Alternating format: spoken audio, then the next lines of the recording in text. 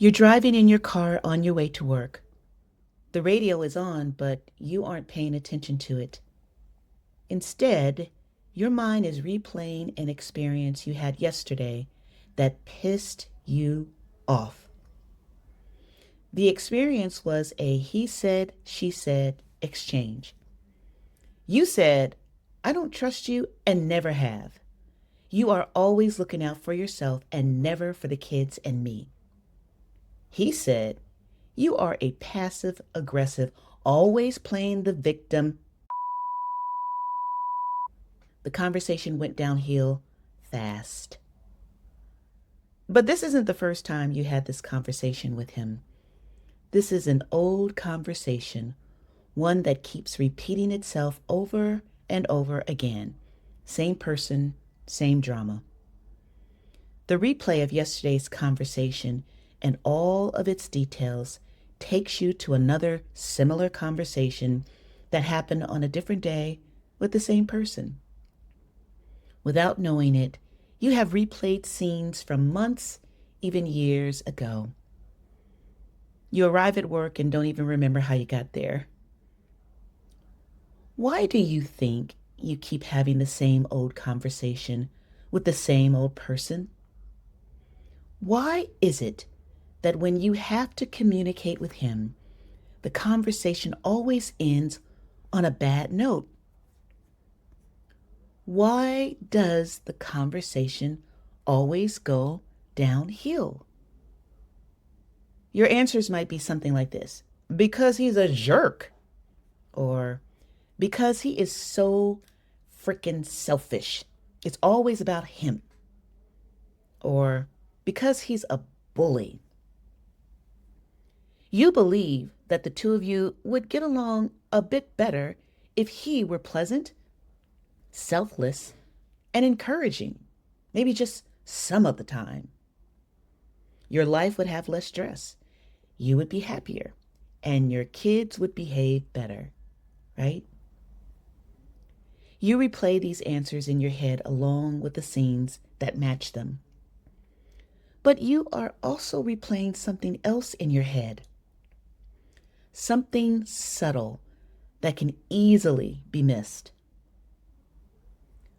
Most repeated arguments are not really about the words being spoken. They are about what we desperately want the other person to confirm about us. Respect me, value me, choose me, appreciate me, tell me I matter, tell me I am enough. And when we don't receive that affirmation, especially from someone whose opinion matters to us, the argument keeps returning. What do you tell yourself about yourself when you are not having these conversations with him? Think about it for a moment. What do you tell yourself about yourself when you are not having these conversations with him? Do you know? Do you pay attention to the internal messages your subconscious receives from your thoughts and your words? If you are like most women I work with, you have told yourself and keep telling yourself this single message: I am not enough. And here's the truth. Most of us don't walk around saying, I am not enough. Instead, we should all over ourselves with statements like, I should be further along by now. I should have handled that better. I should have chosen differently. I should have known better.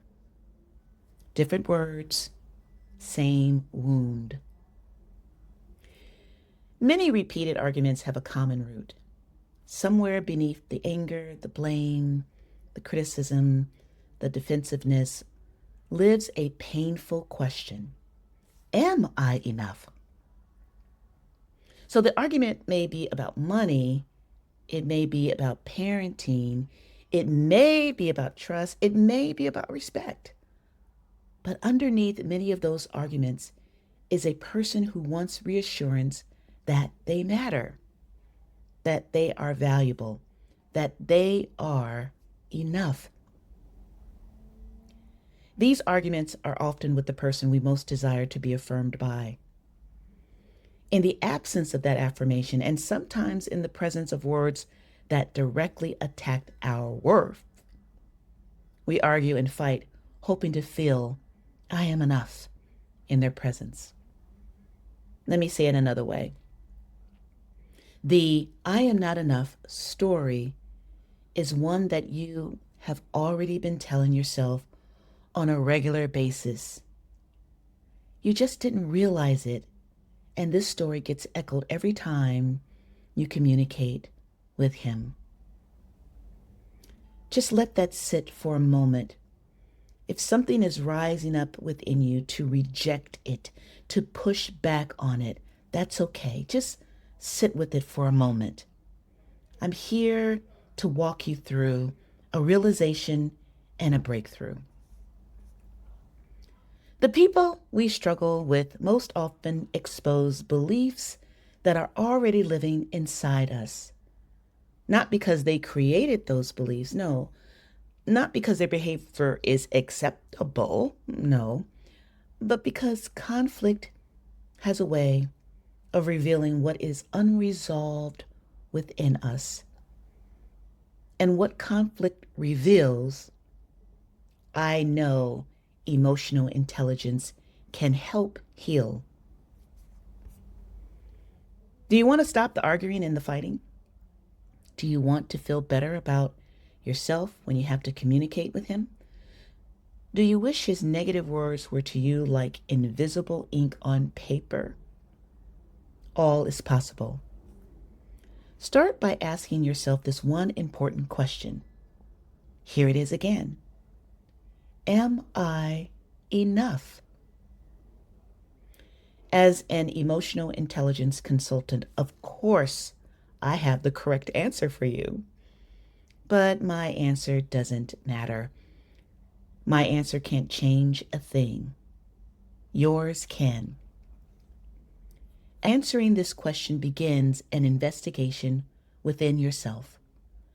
This internal investigation will lead to answers you need to know so that you can make new and better choices for yourself and your life, so you can respond rather than react, so you can be happy and feel good about who you are in any setting at any time.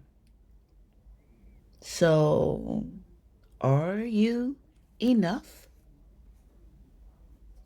Maybe your answer is yes. Maybe your answer is no. Maybe you honestly don't know. Which is it for you?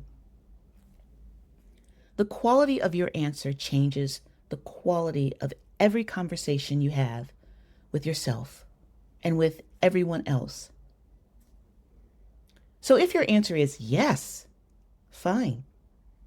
But notice you're still stuck in the loop, because knowing you're enough and feeling it in the middle of the fight are two different muscles. You don't need to be fixed. You just need a tool, a technique that cuts the argument short or ends it before it even starts. If your answer is no, fine. No judgment, none. You're not broken. You may just need to build a skill in one specific place. That place is how you see yourself. That's learnable. That's teachable. And if your answer is, I don't know, that's fine too. Again, no judgment here. You may need to take an assessment. Find the one emotional muscle that needs strengthening through the assessment, then build a plan to make it strong.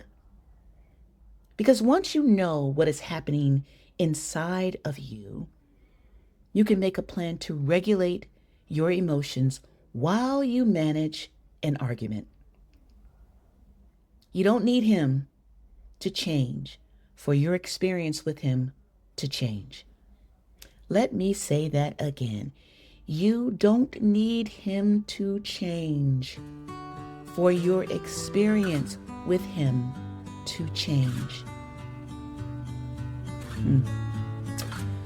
So next time you're in the car, replaying that fight, going down that rabbit hole, stop and ask yourself the only question that really, really matters. Am I enough? Answer that with courage and watch his words land on you like water on a duck's back. This is how you win with EQ.